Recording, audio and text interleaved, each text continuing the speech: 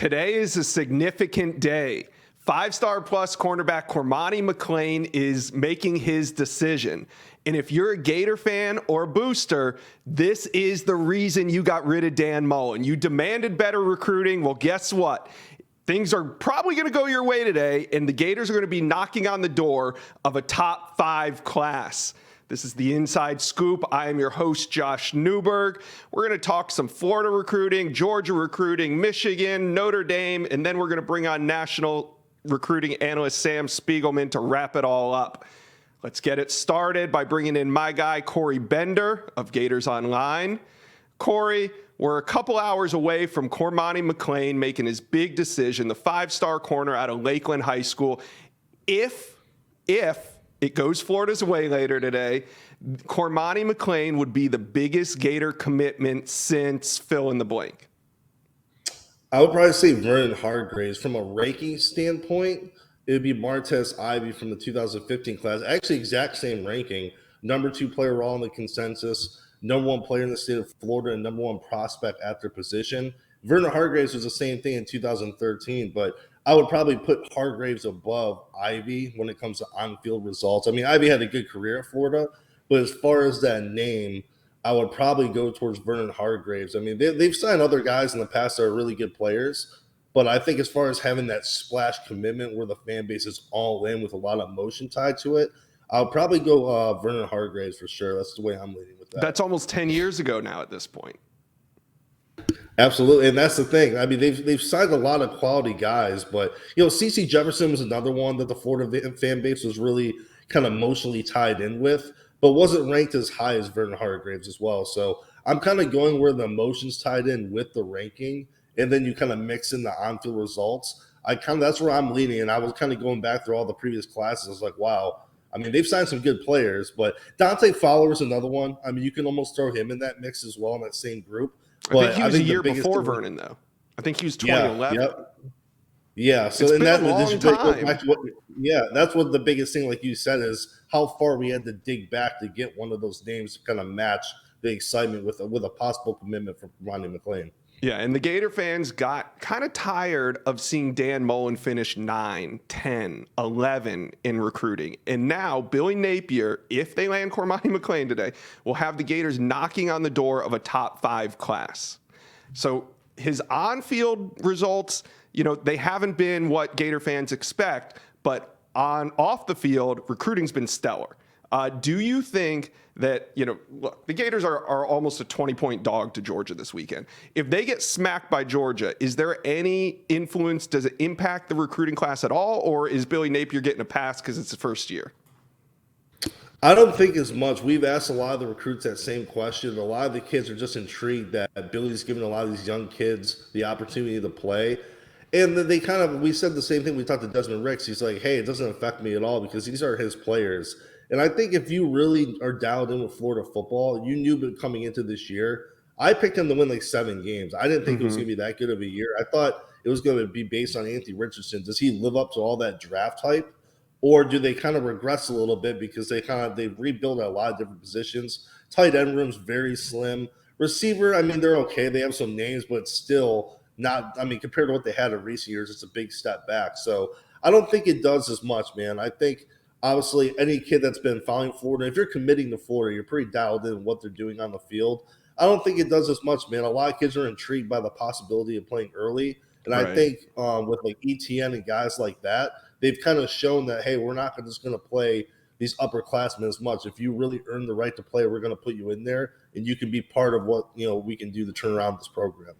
Yeah, leading up to the Florida-Georgia game, the Gators have a ton of recruiting momentum after flipping interior offensive lineman Roderick Kearney from the rival Seminoles earlier this week. Now Cormani McClain commits today. We expect it to probably most likely go the Gators' way. All this momentum, it feels like, are there any other surprises? Are there any flips down the road that you're looking at? I mean, can the Gators capitalize on all this recruiting momentum? Yeah, it's going to be interesting. John Walker's the first flip candidate that comes to mind. He's been at almost all Florida's games, so he's probably the most likely right now. One name that doesn't get mentioned quite a bit is Tommy Kinsler, offensive lineman who's committed to Miami. Florida's still really pushing hard to flip him. He was committed to Florida for a week, and that was a lifelong favorite school. And then a week later, he flipped to Miami. And I had a pre-commitment story written on that kid for a year. I was like, I don't know how this kid hasn't committed yet. He's from Ocala, and I would have never guessed he would have been in Miami's class. But you don't hear his name often, but Florida behind the scenes is still pushing fairly hard for him. Malik Bryant's another one from who's committed to Miami. He doesn't speak to the media often, but I know Florida is really still pushing hard for him. There's still some optimism behind the scenes thinking, hey, we keep doing what we're doing. Maybe we can kind of change his mind. Some other kids, Samson Okunalola, the offensive tackle up in Massachusetts. There's a hurdle with him, though. So all of his games are on Saturdays but one. Florida only has one home game left, and it's in November 12th for South Carolina, but that's when he has another game for his high school. So there's Florida went up there last week with 2 assistants. They're actively recruiting him, trying to pitch early playing time to him. Miami's going to be tough to beat from everything I've gathered. Mm-hmm. They're very strong behind the scenes. And I think many people, including myself, thought he would have been committed to Miami by now. But I think the hope is, from what I've heard from a few sources, that Florida has a night game for South Carolina. They can somehow get him on the campus that night, if not early December when they do other officials. So he's a guy we haven't heard much of in Florida in the recent months, but Florida's pushing hard, and there's a little bit of traction there. We'll just see how far it goes. Yeah, well, that's interesting. Now, before I let you go, I want to talk a little quarterback recruiting. Marcus Stokes is committed to UF's 2023 class. Are they going to try to add a second QB, or is it going to be transfer portal after the season? Yeah, as far as kids in high school, yeah, they're pretty much done. If there's someone in the portal that comes available that's too good to pass up, I can see Florida making the pursuit. Because like I said, even Richardson, the seasons he's having, some draft boards still have him fairly high, believe it or not. So you just never know what a kid's going to do in that position. If he does leave, then Florida's room, it's going to be pretty interesting going forward what they're going to do. Marcus Stokes is a good kid, but he's not like a day one guy who's going to probably challenge for a starting spot. So I think the portal is going to be pretty interesting. And then 2024 class are heavily dedicated on DJ Lagway. That's like their number one guy easily on top of the board. So I think right now it would probably be portal. I'd be pretty shocked just based off where the high school quarterback board is that if they pursued another quarterback, especially this late in the game, without any visits taking place. Yeah, we're going to talk DJ Lagway later with Sam Spiegelman. He's been to UF's campus already twice this fall. I think 4 or 5 times in total already. Now, DJ is going to make a decision probably sometime around the new year or just after early spring. Do you feel like the Gators are in good shape for him? Yeah, so I think Florida's definitely, if not top 2, top 3. A lot of familiarity with that staff. Like you said, he's visited like a handful of times this year for 2 games as well. Florida's really, if someone asked me what's Florida have to do to get him, I would say keep doing what they're doing. Every visit he takes, it's a rave review. He loves it. And I still kind of look at Texas A&M, even with all the drama with Jimbo and stuff like that. I think you believe he's going back there this weekend. There's just so much familiarity. Especially at a position like quarterback, you can view that as like, hey, I know they're struggling, but I can be the guy who can step in and change this. I can get this offense really rolling in the direction it needs to be. It's one of those primary positions where you can do that. So obviously it's an in-state school with him. And then you have Clemson that obviously has a lot of traction. LSU's in the mix too, but I kind of look at A&M, Clemson, and Florida, in my opinion, when I dissect this recruitment. But it's funny. We just talked about emotion tied in recruits. It's kind of the same thing with Lagway for the 24 class for Florida's fan base. They're so they're all in. Mm-hmm. If you go on campus, even by the dorms, they have his name on banners rolling down from fraternity houses, and it's one of those ones if Florida does miss out on them, it's going to be a stinger where everyone's going to be like, man, what if they landed DJ Lagway? Where would the program be, 3 to 4 years from now, depending if Napier's still at the school? Yeah, and I think this is Billy Napier's first big QB battle. DJ Lagway, 24 quarterback, the number 2 QB overall. The number 1 quarterback, Dylan Raiola, is committed to Oklahoma. So all eyes on DJ Lagway now. All right, Corey, thanks for joining the Inside Scoop. Yeah, thank you, man. Next up on the Inside Scoop, we're going to talk a little Georgia recruiting with my guy Jake Rowe of Dogs HQ. Jake, if the Georgia Bulldogs win this weekend in convincing fashion over the Florida Gators in their annual rivalry game in Jacksonville, Florida, do you think this would help them with some of their Florida targets, namely 4-star defensive lineman Jordan Hall and 5-star edge Damon Wilson? I think it'll definitely help. If I'm not mistaken, I believe Hall is going to try to be one of those recruits that's going to get a ticket to the game, that's going to have a ticket left for him there. Georgia started doing that this year, felt almost unilateral, almost like, hey, we're just going to do it. And so Jordan Hall is a guy that I think is going to be there. Damon Wilson's obviously huge. And I really believe if you get down to it, if you were to get into the bowels of the Georgia athletic facility and find that top secret recruiting board, I think those two are going to be near the top, if not at the top. Two of the biggest guys Georgia's still after, two of the biggest positions in need in this class. And I think a big win over Florida, especially if Jordan Hall's in attendance, especially if Damon Wilson were to try and make it to that game, 100%. I think you can definitely impress those guys and maybe get yourself a leg up there. Georgia recruiting really well, number 2 overall in the On3 team rankings. There are still some needs to fill. I mean, Georgia's recruiting really good, and they're checking all the boxes, but they are looking for a second running back in this class, and we know that they're trying to flip Justice Haynes from Alabama. Is there any other options out there, or do you think that they might go to the transfer portal after the season? Well, Justice Haynes is going to be in town for the Tennessee game, and he's already kind of downplayed that as, hey, my dad had a legendary catch against Tennessee, over 20 years ago. It's something we do as a family. They're going to try hard. They're going to stay on Justice Haynes, but they've also, they also sent out an offer. I believe it was on Monday or Tuesday to Jeremiah Cobb, a kid from Montgomery, Alabama, committed to Auburn, 4-star kid. James Cook-like traits. I'm not saying he's going to be that good, or it took Cook a few years to get started going in college too, but he's very similar. He's a fast, straight ahead guy. He's got a little bit of wiggle. He's good catching the ball out of the backfield. You hear some talk of slot receiver capability there. Georgia would love to have that guy, because if you look at what they've got right now, they're going to have, let's say they do lose every draft eligible guy and they're left with Andrew Paul, Branson Robinson, and whatever they get in this class. Well, Andrew Paul and Branson Robinson are bruisers. They're big dudes. They've already got Broderick Robinson committed for the 2023 class. He's 230 pounds. They would love to have a scat back type, and I would keep an eye on Jeremiah Cobb, especially considering Auburn's kind of shaky footing there with coaching staff and things of that nature. Hey, it's always fun to flip one from Auburn when they're having all these kind of troubles and potential coaching change coming down the road. So we'll keep an eye on that one. Jake, before I let you go, do the Dogs have enough firepower left on the board to contend for the number 1 class in America?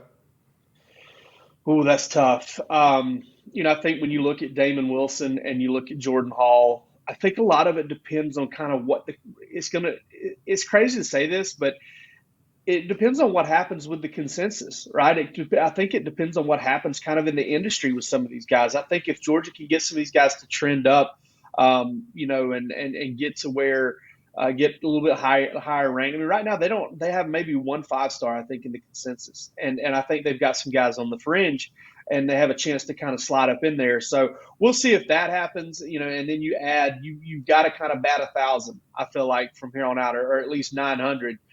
To get a guy like Damon Wilson, to get a guy like Jordan Hall, to maybe flip a Jeremiah Cobb, Samuel and Pimba. They're 5-star yeah, Samuel at and Pimba is IMG. another big one. Yeah, that's another big one too. You're correct. I've been hearing so much Georgia heavy stuff around him. I almost considered him a commit already, but he's not. And that's not. It's never official till the ink's dry. But I think that you're talking about really hitting on all of those top guys left, and then they can probably make a move for it and make it really tight there at the end. All right, Jake Rowe. We'll be on Dogs HQ all weekend checking out your content. Thanks. All right, Josh. See ya. Next up on the Inside Scoop, we have Mike Singer of Blue and Gold. Mike, 5-star safety Peyton Bowen has openly said that he is going to make a final decision coming up here in a couple weeks. Now, he's been committed to Notre Dame for a while, but what does this mean for the Irish? I mean, when you have a committed player saying he's making a final decision, that never really sounds good for the school that he's committed to. It just seems like one of those things that you've seen before, where the player does end up flipping. But in talking to multiple Notre Dame sources, folks there still feel very good about him sticking. But man, again, I just feel like I've seen this happen, and it doesn't end up well for Notre Dame in this scenario. But Josh, it's kind of like, that friend you have that, is always into conspiracies, and he's saying, "Oh, this thing's gonna happen. It's gonna happen. It's gonna happen," and it just never happens. That's kind of how Notre Dame feels. They keep hearing things about how this school thinks he's finally gonna flip today or the next week, or no, well, this next week, this is when it's finally gonna happen, and it just doesn't. Now, I'm not saying that Notre Dame sources don't feel like there's no potential that he flips, but that's kind of the feeling. It's like people keep putting out there that he's going to flip, and here we are, and he hasn't yet. So I personally have no idea what he's going to end up doing, but that's what kind of the vibe I'm getting from folks on the Irish side of things. Yeah, and Peyton Bowen took his official visit to Notre Dame over the summer, as did a lot of Notre Dame's commitments. Actually, 21 of 23 Notre Dame commitments have already used their official visit to Notre Dame, which means they can't get a trip back to South Bend paid for by the school. Again, they can only do that one time. Now, Notre Dame didn't expect to have this type of season. Do you think that utilizing all those official visits so early could end up hurting Notre Dame down the stretch? We saw this a little bit last year. You had an elite wide receiver, C.J. Williams, took his official to Notre Dame over the summer, didn't get back to campus in the fall, and then USC, the local school, ended up flipping him late. So I personally have thought about this. You're a little concerned about, Notre Dame has some West Coast commitments. Now, it is interesting. They played in Las Vegas a few weeks ago against BYU. Notre Dame was able to provide tickets for those kids to go to the game. So it's obviously not an official visit, but it's at least them getting to see Notre Dame in person. Now, from Brian Kelly's tenure at Notre Dame to now Marcus Freeman is the head coach at Notre Dame, we've seen a lot of different changes. These summer official visits is not one. Notre Dame still brought in high majority, basically all of their targets and commits at the time visited in June. And then you've had some guys they've offered after that June official visit period who have come in during the fall. But otherwise, that's just kind of Notre Dame's philosophy and plan to get the kids on campus in June for their official, great weather, a lot more time to spend with them, and then you just battle to get them on campus for a game. Now, this Clemson game, the weekend of November 5th, that's going to be a big one. Expect probably a majority of Notre Dame's commits in the 23 and 24 classes. But yeah, for some of those, it's usually the West Coast kids. Like it's a tough trip to make out to South Bend. So, you need to get those kids back on campus, get that FaceTime with them. Notre Dame recruiting got off to a really hot start. They were number one overall. They have addressed a lot of their needs. However, they don't have a quarterback committed for 23. Are you a little surprised by that? And what is the strategy there for Notre Dame? I am surprised. And to answer your second question, I would love for you to tell me, because I've got no idea, Josh. Do they go to the portal? Do they take a flyer on a high school quarterback that's uncommitted? Do they flip There's not someone? many of those that are uncommitted quarterbacks Yeah, right now. The last time I checked, of the top 50 on 3 consensus quarterbacks, 2 are uncommitted. So where do they go? It's not like they have any new offers out recently. The last quarterback offer was to Kenny Minchie, the quarterback commit for Pitt. And that was in August. Doesn't seem to be much going there. So as good as this class is, and Notre Dame, I think they've got a decent chance to sign a top 5 class, which would be their first since 2013 per the on 3 consensus. Again, as good as it is, you don't have a quarterback, so it's hard to feel that great about the class despite how good it really is. Sounds like they're going to go portal shopping this offseason. I think they should go portal shopping and get a high school quarterback, in my humble opinion, as well as Brandon Hillman is an athlete from Virginia who plays high school quarterback, but he looks really good in the secondary as well as an offensive athlete. So I think you bring in him who could potentially play quarterback. I think you still go get a true high school quarterback. And for me, I'd get a portal guy because Notre Dame really needs to upgrade that room.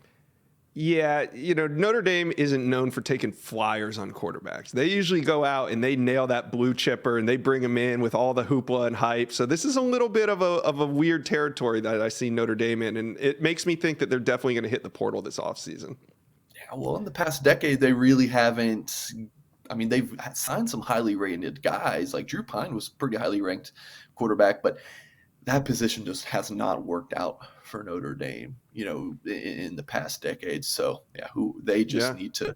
At some point, it's like a blind squirrel finding a nut. Like you just have to get lucky at quarterback. Even if you're not great at recruiting quarterbacks, Notre Dame, you gotta at least just get lucky here sometime soon. All right. We're about to play a game that I love. It's called Stick or Flip. So let's get into it right now. Mike, you are on the hot seat. I'm going to say a Notre Dame commitment's name, and you tell me if he's sticking or flipping. All right, here we go. 4-star safety, Aiden Schuler. Yeah, you love this game. I don't. Schuler picked up an Ohio State offer recently, but talking to sources, folks close to him, he's been committed to Notre Dame for over a year. I think he's going to stick. Okay. Now we're going to get into the Jadens. This is really cool. Notre Dame has 3 Jadens committed, and all 3 spell their name differently. So let's start with 4-star running back Jaden Lamar. I did not realize that. I can't believe I didn't. Okay, yeah, Jaden Lamar, one of those West Coast kids, hasn't visited Notre Dame a ton. I believe he's visited Oregon, Washington. He's been to the Arizona schools. I think he's going to stick. But he's one that if he flipped, it would not surprise me. All right. I mean, I'm Notre putting you Dame's down got for a 3 stick on players that one. committed who could all play running back. So if one of them were to flip, it wouldn't be a surprise. Okay. All right. Up next, 4-star wide receiver Jaden Greathouse. So he's an Austin, Texas kid. So the Longhorns are obviously the school to keep an eye on. Tons of family members have either attended or big fans of the Longhorns. But he picked Notre Dame over Texas once before. He decided to go out to Las Vegas for the Notre Dame BYU game instead of the Red River rivalry. So I'm going to say Notre Dame. All right. He's sticking. 4-star running back Dylan Edwards. Yeah, nothing really to see there. There was a possibility he was going to visit Kansas for, I think, their game against TCU a few weeks back, but didn't even end up taking that visit. He's locked in with the Irish. That's a big stick there. Now the one that everybody's been waiting for. 5-star safety Peyton Bowen. Is he sticking or is he flipping, Mike? Can I, give one of those non-answer answers? It's either stick or flip. That's it. You only got 2 options. I'm going to say stick with the least confidence I've ever given on one of these before.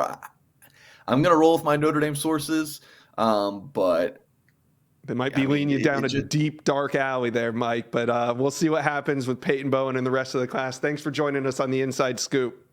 All right, thanks, Josh. And we're back on the Inside Scoop. Up next, we got EJ Holland from the Wolverine. We're going to talk a little Michigan recruiting right now. Michigan is currently ranked 25th overall in the On3 team rankings. EJ, why the lack of success on the recruiting trail, and do you think Michigan turns it up down the stretch? Yeah, 25th is obviously disappointing coming off a college football playoff appearance. You would think that Michigan, with all that momentum, would be especially in the top 10, but you would think even top 5 contention considering the nature and brand power of the program. But I think the offseason was obviously tumultuous. Not only did Jim Harbaugh look at the NFL, he flirted with the NFL for a long time. I mean, it was a couple of months. The situation dragged on for a while, even when he was out on the road. So it was a pivotal time. Michigan wasn't really able to capture any momentum from the college football playoff because of the Harbaugh situation. And then you had so much staff movement too, right? Michigan lost its offensive coordinator. It's lost its defensive coordinator. It had a ton of staff shuffling. So you had a guy like Ron Bellamy move from coaching safeties to wide receivers. You had, new guys come in like Mike Elston coaching the defensive line. So a lot of staff shuffling, the Harbaugh situation in NIL. Michigan has not figured that out. So I think they Good way to put it. still have some work to do in that department as well. I think all those factors combined have kind of led to really, you can't even call it a slow start anymore, right? It's October 27th. So They need to pick it up. I think last cycle, Michigan proved that it could close. They landed some big guys late, closer to the early signing period. They were flip Amarion Walker from Notre Dame. They were able to land top 100 guys like Darius Clemens and Derek Moore, even under consideration. Keon Saab, who was committed to Clemson. So they were able to do it last cycle, but they need a similar close to even get into the top 15 this year. I mean, it's Do you so think late. that's possible? Do you think it's possible for them to move 10 spots between now and signing day? I do think it's possible. Looking at some teams ahead of them, there are teams that have more commits and might be getting a little bit more of a points boost. But yeah, look, Michigan's winning on the field. It's still Right. Michigan. It's the winningest program of all time. The education is elite. There are NIL opportunities once you arrive. You have guys like JJ McCarthy and Blake Corum really taking advantage of that. So yeah, I think it's possible. Just like last year, like I said, nobody expected Darius Clemens in the class. Nobody expected Derek Moore in the class. Nobody expected Keon Saab in the class. Those are all top 100 guys. So yeah, I do think that it is possible, but it is an uphill battle, and you can't bank on this strategy, moving forward. If Michigan is going to make a climb up the On3 team rankings from 25th into the top 15, maybe even a top 10 class, it probably is going to need to start this weekend because we're getting kind of late in the cycle. Let's move from the 23 to the 24 cycle, talk about quarterbacks. We've done a couple updates on the number 2 quarterback in the country, DJ Lagway. Now let's move to the number 3 quarterback in the 2024 class, Jaden Davis. He's going to be on campus at Michigan this weekend for an unofficial visit. The On3 recruiting prediction machine shows Michigan with a significant lead. How do you feel about Michigan's chances with Jaden Davis? Yeah, I think Michigan is considered the front runner. They're the leader on the On3 recruiting prediction machine. I really like what Michigan's done. I mean, they've gotten him on campus 3 times over the last, 5 months. This will be the 4th time. So, yeah, a lot of visits for, a guy that hasn't committed yet. They are making him the priority. So Michigan went all in on Dante Moore in 2023. That obviously did not pan out, with Moore going to Oregon. So they are taking the same strategy, which is very risky, and putting all their eggs in the Jaden Davis basket. They are not really actively pursuing any other 2024 quarterbacks. For example, they brought in Isaac Wilson, who's an on 300 quarterback, Zach Wilson's little brother, for a visit for the game against Penn State. Did not offer. They've been in contact with Michael Van Buren out of National Powerhouse St. Francis, but not a ton there. I mean, Jaden Davis is the guy for Michigan, and that is their selling point. And talking to Jaden, visiting him out in North Carolina, Michigan checks basically all his boxes, man. He's really looking for NFL development. Michigan's co-offensive coordinator, Matt Weiss, coached with the Baltimore Ravens. Obviously, Jim Harbaugh was a quarterback himself at Michigan and in the NFL. Led the 49ers to a Super Bowl. So I think all that really appeals to Jaden Davis, who really takes a business-like approach to his recruiting. He's not a big relationships guy, flashy guy. He's, show me the development. I think Michigan can do that. I do think he wants to see maybe the offense open up a little bit more. This weekend will be great because Michigan State's defense is not very good, especially against the pass. So I think the offense will open up. I think you'll see JJ McCarthy air it out a little bit more, and that'll definitely impress Davis. But yeah, I think Michigan's the team to beat right now. I think Michigan's biggest fear is probably Clemson. Clemson's made a big impression on Davis on his visits, but you mentioned DJ Lagway. He's also at the top of the board for Clemson, so it'll be tough for Clemson to really sell, hey, you're the guy, when you're also recruiting DJ Lagway. Michigan can definitely do the opposite. Tennessee's in the mix, but obviously they have a 5-star committed this cycle. You have North Carolina, but they've kind of dropped off. You've had Penn State, but he canceled his visit last weekend. So I think Michigan just makes the most sense, right? Like, they're the team that really needs a quarterback, and he can come in and be the guy right after JJ McCarthy. You have to keep in mind, 2022 was a project quarterback class. They took 2 project quarterbacks this cycle. They have no quarterback. They have an athlete in Kendrick Bell who could potentially play quarterback, but no true quarterbacks in back-to-back cycles. I mean, the opportunity is there. Yeah, kind of odd. Let's go back to the 2023 class. If Michigan is going to climb the charts, they're going to have to land a 5-star prospect. And looking at their target list, the only realistic option, it looks like, for them is Nicholas Harbor, the number 1 ranked athlete in the country. He's already taken an official visit to Michigan. Do you think that they have a shot at him? Yeah, I think if Nicholas Harbor had to pick a school today, it would probably be Michigan. They've done a great job on his visits. His family, or he has family in Detroit. His mom is actually from the area, and so he grew up going back to the state of Michigan, and really just feels at home there. And I mean, that's coming from him. He says, I have that home feeling every time I go to Michigan. It's a home away from home. Michigan's done a great job of selling him again on development. He's a guy that is an outstanding athlete, the biggest freak I've ever seen. I mean, 6'5", 225 pounds, and runs a 10.22 100-meter. I mean, that's insane. Michigan has obviously had success with its edge rushers, but they've more importantly have had success with two-way players. They really can sell that to Harbor. Jim Harbaugh is very open to playing guys on both sides of the ball and has been like that, dating back to the start of his coaching career. So that's something that appeals to Harbor, who is really leaning towards the offensive side of the ball now. Remember, he was ranked as the top edge guy in the country, but now he wants to play maybe some more tight end or wide receiver to preserve his body a little bit for track. I mean, he's very, very serious about track, which kind of parlays into Michigan's track program's not, amazing. The climate isn't great. It obviously snows a lot in Michigan. You can't run outdoor track year round. Michigan does have a great indoor track facility. They have done everything possible on the track front, but I think if there is a drawback for Michigan, it's definitely track. I think Southern schools like LSU, South Carolina, they can sell great track programs.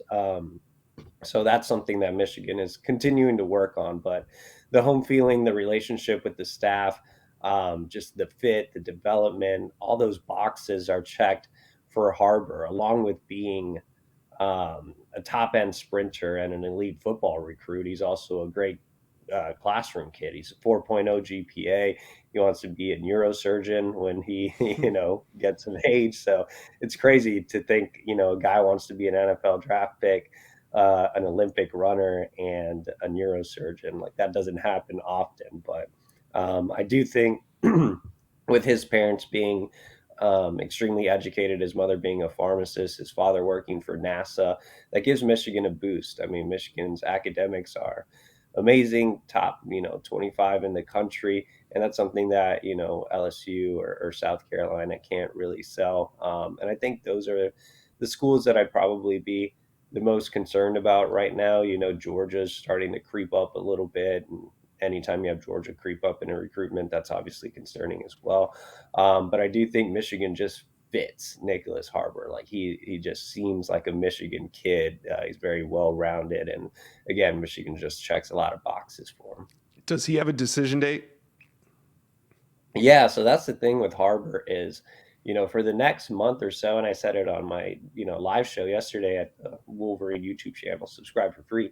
You can expect Harbor to make a decision anytime, like between late December and signing day in February. I mean, that's his decision timeline.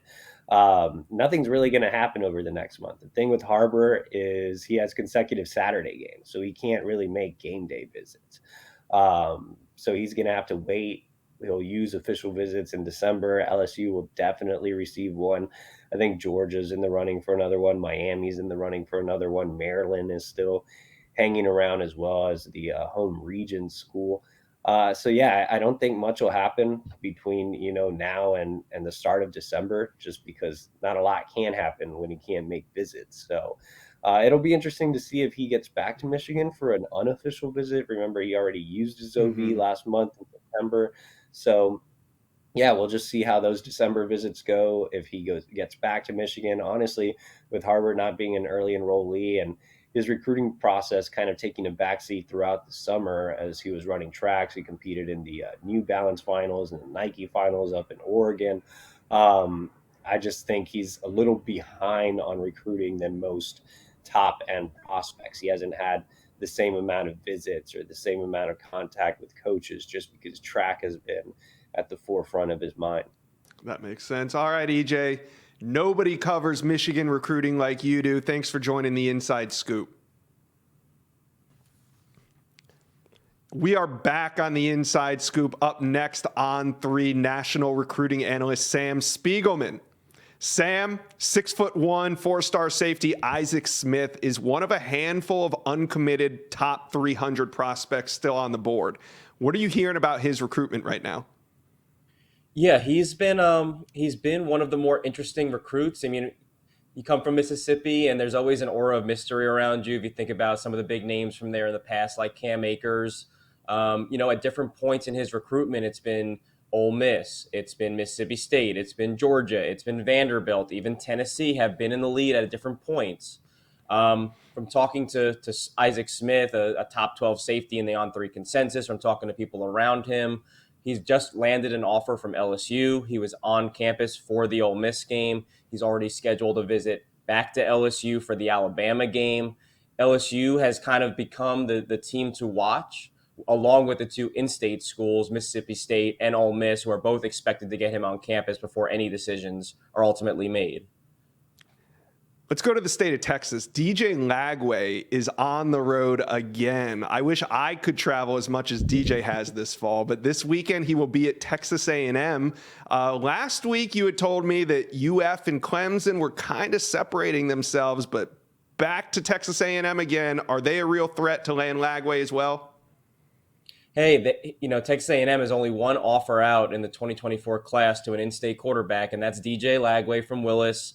Under Jimbo Fisher, Texas A&M has cleaned up in the greater Houston area, and that's exactly where Willis is, just a little bit north of Houston. That has been a breeding ground for talent over the last couple of cycles. And Jimbo Fisher, behind Elijah Robinson and Terry Price, who are really great in that area. Daryl Dickey, the offensive coordinator, is obviously largely involved in DJ Lagway's recruitment. And they know about his timeline. They are very well versed. There's a very big Texas A&M community in that part of Texas. So he'll be back in Kyle Field this weekend. He's going to see Ole Miss. It should be a high-flying game, you would think. But Florida and Clemson have still been the teams trending with DJ Lagway. At this point, I do believe he is leaning out of state. But of the in-state schools, Texas A&M has to be the force to be reckoned with. As we enter recruiting season, flips have become a theme on this show, and Anthony Evans has been committed to Oklahoma since August. Just received an offer from Georgia, the defending national champions. Is Anthony Evans on flip watch for you? Not yet. But Georgia was the team that, was trending for Anthony Evans after his summer official visit to Athens. He had really grown close with Todd Monken, who viewed him as an All-American freshman candidate, a lot like Brock Bowers. He compared the two and the impact that they would have on the Georgia offense. Now, you and I have spoken at length. When he committed to Oklahoma, it's close to home. He had a great relationship with Coach Brent Venables. But Georgia was leading in the weeks leading up to that announcement, and Oklahoma won out late. Georgia has never stopped recruiting Anthony Evans. They've stayed in touch. The wide receiver coach went to see him out in Converse Judson in the San Antonio area a little bit earlier in October. And now he's heading back to Georgia for the Tennessee game. He's already taken his official visit, so this is on the Evans' dime, which goes to show you Georgia has not stopped recruiting him, and the interest seems to be reciprocated. I wouldn't put him on flip watch just yet, but we'll see how this visit goes. He's going for a high-flying game in prime time in the SEC, and Georgia was once his leader. We'll see if they can get back in that position after this. All right, Sam, thanks for checking in. Next time I have you on, though, we're playing stick or flip. I played it with Mike Singer a couple segments ago, but next time you and I are playing. See you, Sam. All in. Thank you for watching. Make sure you smash that subscribe button for me, and remember to check out all the videos on the On3 YouTube page.